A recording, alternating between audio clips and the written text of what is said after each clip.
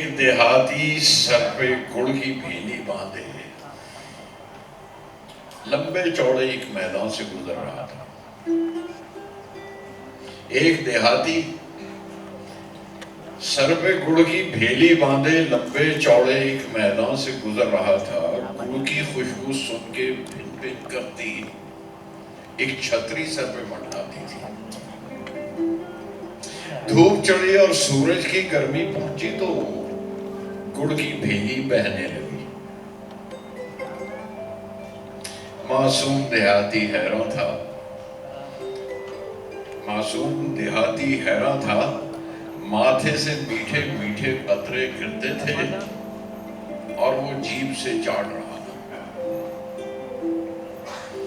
मैं देहाती मेरे सर पे ये टैगोर की कविता भेली किसने रख दी।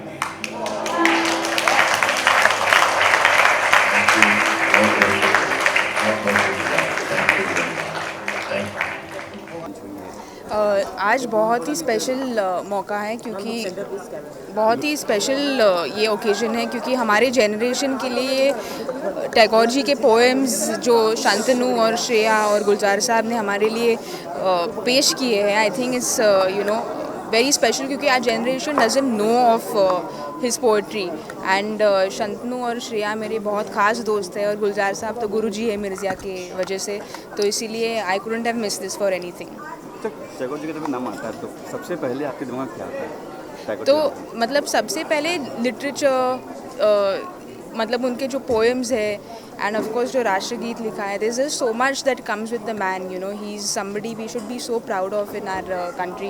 एंड गुलजार साहब ने एक्चुअली पिछले महीने एक ये जया जी के साथ उनके नरेशन किए थे पोएम्स के, तो मेरी एक्चुअली एक बिल्कुल फेवरेट है, जैसी हो वैसी चली आओ, मेरी बिल्कुल फेवरेट एक पोएम है। So it felt very good to be here. Mirza को रिस्पॉन्स इतना खास नहीं मिला, जी, उस पर क्या कहेंगे आपकी, क्या वजह रही है रिस्पॉन्स इतना? सर वजह तो हम मतलब हमने we have given it our best and मुझे बहुत ही जर्नी बहुत ही स्पेशल रही है मेरे लिए journey. So I always feel very blessed to be a part of this film. बहुत सीखने को मिला। गुलजार साहब के साथ बहुत कम लोगों को काम करने का मौका मिलता है, सो I feel extremely blessed. Swami ji, एक आखिरी सवाल कि फिल्म ऑनलाइन भी हम लोग की लीक हो गई, तो इस पर जब क्योंकि आपके डेब्यू और इस तरह से जब आप लोग मेहनत करते हैं, जी, वो सारी मेहनत जो है स्क्रीन पे दिख रही थी, लेकिन इस तरह से जब फिल्म ऑनलाइन हो जाती है तब क्या ऑनलाइन लीक हो? जी, तो piracy is something which we are trying to fight for a very long time और इट्स जस्ट वेरी अनफॉर्चुनेट कि ये हो रहा है and I hope that you know people, मेरी ही फिल्म नहीं किसी की भी फिल्म हो बाहर नहीं जानी चाहिए because it's extremely unfortunate. Thank you. क्या कहना चाहिए, क्या फील करते हैं? एक्चुअली रिलीफ, हैप्पीनेस और बड़ा एक इस ये जर्नी काफ़ी लंबी रही है हमारी सबकी, तो आज ये दिन हमारे लिए बहुत ख़ास है। ये एल्बम सबके सामने आया आज और ऑलरेडी जैसे आज ही सुबह इन गानों को रिलीज़ किया गया है on all the streaming sites and everywhere. लोगों ने गाना सुनना शुरू कर दिया है and we are getting such good feedback, so I am really glad. बिल्कुल, पिछले 1.5 साल से हम इस इंतज़ार में थे, एल्बम तैयार था कि कब रिलीज़ होगा, किस तरह से होगा और बहुत सारी मतलब डेट्स प्लान्स, लेकिन लोगों को एक साथ करना शायद मुश्किल था कंपनी के लिए, लेकिन आज देर आए दुरुस्त आए, बहुत अच्छे शुभ घड़ी पर शुभ मौके पर आए हैं और आज का ये दिन बहुत ही हमारे लिए, मेरे लिए, सबके लिए बहुत ही यादगार दिन है। एल्बम के लिए नहीं, नॉन फिल्म जॉनर के लिए बहुत इम्पोर्टेंट। बिल्कुल बिल्कुल कि इस तरह की एक चीज़ इस तरह से आए सामने जहाँ इतनी सारी इमोशंस हैं जो साथ में एक साथ आई हैं। ये तो टैगोर साहब की जो चीज़ है, रविन्द्रनाथ टैगोर, गुरुदेव, कवि गुरु टैगोर हमारे नेशनल एंथम लिखने वाले, उन्हें कभी भी हिंदी में उस तरह से किसी ने सुनने का मौका नहीं मिला और बाकी चीज़ें शांतनु आप बताएंगे किस तरह से ये पूरा प्रोजेक्ट बना। मेरे लिए एक खुशी का भी दिन है, थोड़ा उदास भी हूँ क्योंकि ये 3-4 साल जो हम लोगों ने साथ बिताए हैं, साथ में मिलते थे, लंच डिनर, ये वो माहौल बनता था, अड्डा होता था, तो कहीं पे आज एक सफ़र ख़त्म हुआ, एक और शुरू हुआ है, बट कहीं पे ये भी था कि बहुत कम मौका मिलता है। ये बहाना भी बहुत अच्छा था। ये बहाना बहुत कम मौका मिलता है कि गुलजार साहब के साथ बैठ के दिनों दिन सालों साल बैठ के आप बात करते रहें, सीखते रहें, समझते रहें। बिल्कुल। और मैं आप लोगों को बता दूं कि ये एक्चुअली श्रेया का ये ऑब्जर्वेशन था कि हम चारों पहले मिल चुके हैं। जिस गाने से हम लोगों की शुरुआत हुई थी, मेरा पहला फिल्म था जिसमें मैंने श्रेया घोषाल और शान के साथ काम किया था। और मेरा पहला फिल्म था जो मेरा श्रेया घोषाल और शान गुलजार साहब के साथ काम किया था, वो है नाम अदा लिखना यहाँ से। और जब वो गाना हुआ था तब भी एक कहीं पे जहन में था कि इनके साथ अगर फिर से एक साथ मौका मिल जाए। हमने अलग अलग बहुत काम किए हैं, अगर चारों अगर एक साथ मिल जाए और सोचिए इत्तेफाक कि ये हमको चारों लाने वाला था वो गुरुदेव रवींद्रनाथ टैगोर, जब हमको चारों को लेकर, तो ये हमारे लिए बहुत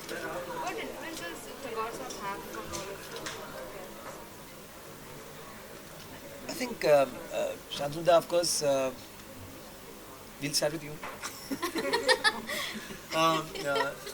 टैगोर मेरे लिए एक क्या बोलता है ऑक्सीजन ज़रूरी है। वो अच्छे बुरे टेस्ट के बाहर है, ये ज़रूरत है मुझे कहीं ना कहीं किसी न किसी रूप में। रवींद्रनाथ टैगोर मेरी ज़िंदगी में गाना हुआ, कविता हुआ, प्ले हुआ, थिएटर हुआ, सिनेमा हुआ, कहीं ना कहीं आता ही रहता है। सो ये बट ऑब्वियस था कि जब गुलजार साहब ने मुझे पूछा कि हम इसको बंगाल के बाहर क्यों नहीं ले जाते, हम बाकी लोगों से परिचय क्यों नहीं करवाते, तो मेरे पास कोई उत्तर नहीं था। मैं यही सोच रहा था कि अभी तक क्यों नहीं किया ये काम। तो मेरे लिए तो टैगोर का मायने ये है। आप बताएं। I think we all agree on that, क्योंकि हम सब एक तो कॉमन फैक्टर है कि हम तीनों ही बंगाली हैं, तो और एक और कॉमन फैक्टर है कि तीनों ही बंगाल के बाहर रहे हैं। तो हमारे लिए Tagore was a part of, बचपन में पैदा हुए तो उन्होंने टैगोर को सुना। It comes as a package for a Bengali kid. So गाने तो बहुत, recitations, music, plays of everything, is novels, is fiction work, everything was a part of life. But एक मौके पर आने के बाद जब हम थोड़ा ग्रो हुए और ये सब मौके के दौरान actually we started realising what Tagore is. और टैगोर में कोई बंगालियाना नहीं है, ये बुझ universal. गया था क्यों दिया, ज़्यादा ही जलाया था। ये तो किसी भी शहर, किसी भी गली, किसी भी जगह भी हो सकता है। तो Actually, ये डिस्कवर होता है। मैं अपनी बात अगर कहूँ तो चूँकि मुंबई में ही पला बड़ा और तो उसने मुझे इतना टैगोर से कनेक्ट नहीं था। और कहीं ना कहीं मेरी बंगाली होने में, और सिंगर हूँ, खुद को कहलाता हूँ बंगाली सिंगर, और मैंने कभी रवींद्रनाथ टैगोर के गाने नहीं सुने या सीखे, तो खुद पर मुझे बहुत थोड़ी सी कहीं ना कहीं शर्मिंदगी हुई।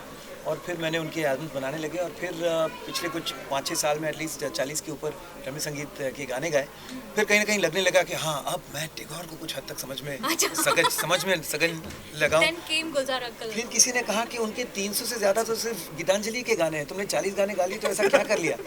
और फिर जब ये प्रोजेक्ट हुआ और फिर ये और उनको सुना और समझा, एंड ऑफ कोर्स जैसे सारे बंगालीज़ के लिए रवींद्रनाथ टैगोर हैं, कहीं ना कहीं मेरे लिए गुलजार जी भी उतना ही मायने रखते हैं, क्योंकि बचपन से ही सबसे पहले मैंने उनके गाने सुने और उनके गाने सुनकर समझा कि पोइट्री और इमेजिनेशन और किस तरह से आप उसको खूबसूरत गानों में ढाल सकते हैं। तो मेरे लिए they are both as iconic. I know कई लोगों को इस बात से काफ़ी, स्पेशली बंगालियों को काफ़ी गुस्सा होगा, लेकिन जो दिल की बात है कह रहा हूँ कि time doesn't matter. There are greats of two different eras or generations, but they are greats. They are greats. They are coming together. It's my personal Yes, absolutely. belief. I feel so. I think all three of us. Yes. आज के दौर में लगता है कि ये जो संगीत है, युवा यंग जनरेशन जो तक पहुँच जाएगा, वो अपना बहुत ज़्यादा ऐसा लगता है, क्योंकि बाकी सारे जो जॉनर्स है, जिस तरह के गाने हो रहे हैं, उसके तो बहुत सारे गाने हो रहे हैं, लेकिन हम कई युवा से मिलते हैं, और हम भी क्या कुछ कम युवा हैं। हाँ जी, we are impressed what is latest चल रहा है। तो फिर हमें लगता है कि इस तरह के गाने बहुत कम हैं, इस तरह का म्यूज़िक, इस तरह की बातें, इस तरह की सोच जिनको चाहिए उन्हें कुछ नहीं मिल रहा है। वो तो बेचारे एक बंजर ज़मीन पर खोज रहे हैं कि कोई हरियाली दिख जाए। तो ये तो एक मिल गया है ऐसी चीज़ कि बहुत लोग खुश हो जाएंगे इसे सुनकर, इसे सोचकर। और जो यंग जनरेशन है ये गर्व से कह भी सकते हैं कि चलो हमारी सोच की कोई चीज़ बनी है, वरना हमें तो लोग सिर्फ लगता है कि बस लोग डिस्को करते हैं, डांस करते हैं और उस तरह के गाने, अश्लील चीज़ें पसंद करते हैं। उनकी गलती नहीं है, हम नहीं देंगे तो वो कहाँ से? हम थोप रहे हैं उन पर कि या इन लोग को ऐसी पसंद है, इनको यही चीज़ चाहिए। ऑप्शंस ही नहीं है, जिनको चाह है सुनने की, उनके लिए ऑप्शंस ही नहीं देंगे हम, तो ये हमारी गलती है, ये हमारी भी रिस्पॉन्सिबिलिटी है. So we are doing our job also. आज के दौर में एल्बम भी कहीं ना दिखती है ना कुछ आज यूट्यूब है. I think actually it is a very big change अगर if you are all aware of how digital space is working in today's time.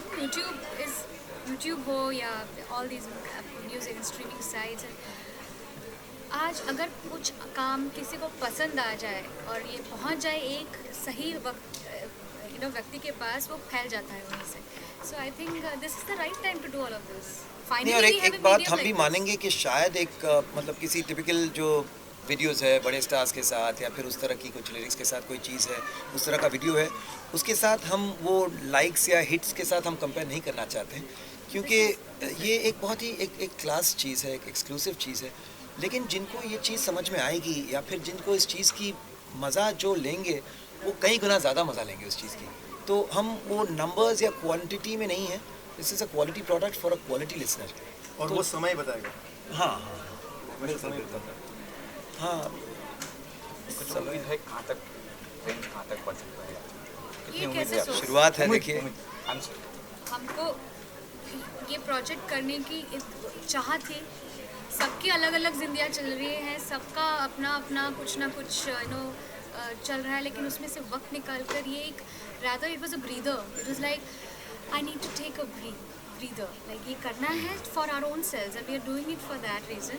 And I trust, क्योंकि मुझे जहाँ तक feedback already मिल चुका है, क्योंकि इस एल्बम का हो रहा है, लॉन्च होने वाला है, कब से चल रही है बात. मुझे हर दिन ट्वीट्स या फेसबुक पे या मैसेजेस या कुछ ना कुछ कि what happened to the album. Everyone used to ask and at a point I started feeling embarrassed कि मैं जवाब क्या दूँ. और ये शायद उनके लिए, सबके लिए बहुत it's a day of celebration for all of us, all the fans of our works and music lovers in general. They are celebrating there and I want to go and see what is happening out there actually. और शांतनु दा जो समय की बात कह रहे थे, तो इस एल्बम ये काफ़ी चीज़ें होती हैं जो 2 हफ्ते 3 हफ्ते 1 महीने के लिए बनती हैं, बट ये हमारे बाद और मतलब हमेशा के लिए ये है. ये मतलब मेरे लिए बहुत खुशी की बात है कि ऐसे प्रोडक्ट में, ऐसे प्रोजेक्ट में इन्वॉल्व हुआ हूँ जो शायद फिर कभी होना हो. हम सबकी कुछ ना कुछ है. Let's talk about the album right now. Recording में आप समय देते हैं, जैसे कि फिल्म बैन हो चुकी है 4 राज्यों में, इस पर आप कुछ कहना चाहेंगे? I like how he twisted it things around. हाँ, मैं समझ ही गया था कि कहीं से मैं उसे यहाँ वहाँ ताक रहा था कि Crazy. मेहनत तो अभी करते हैं. मेहनत हम सब कर रहे हैं एक्चुअली. क्यों इन सब चीज़ों के बारे में, अपना काम करो. अपनी जो हमारी कला है हम इतना समझते हैं, इससे तो कुछ समझते हैं नहीं. अगर इतना समझदार होते तो आज शायद. देखिए, मेहनत की अगर बात चली तो हमारे प्रोजेक्ट में ही वापस आते हैं. तो मेहनत कई लोग उस मामले में करते हैं कि ये सोच कर कि हम कैसे सुपर हिट चीज़ बनाएं, कैसे इसको उतना हम लोग हिट्स लाएं, आई बॉल्स कलेक्ट करें, ये करें वो करें, प्रोजेक्ट बनाएं, इसमें कितने सारे कौन से तो कई बार ऐसा होता है कि जब आप मेहनत करते हैं बस एक पैशन से, खुशी से, एक चाहत से, और वो मेहनत जो जब रंग लाती है उसकी खुशी अलग होती है.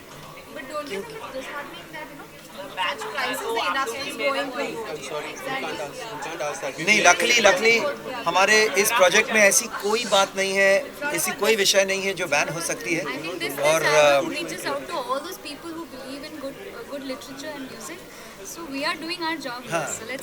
ये आज कल की बात है. I think we are done. It's done.